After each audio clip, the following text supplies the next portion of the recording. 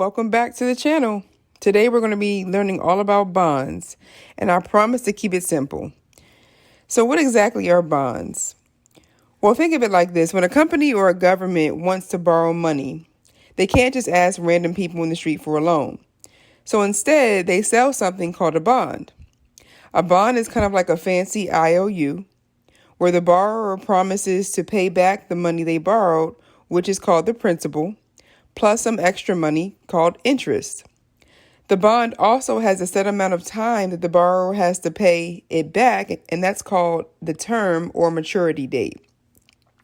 So now that the borrower has this fancy IOU, what do they do with it? Well, they sell it to investors who are basically people like you and me who want to lend their money to someone else and earn some interest in return. So let's say you want to buy a bond. You give your money to the borrower, which could be a company, a government, or even a school district. And in exchange, they give you a bond that promises to pay you back your money plus interest over a certain period of time. And that's pretty much how bonds work. They're a way for people to lend their money to someone else and earn interest on it. So essentially, you're acting in the role of a bank.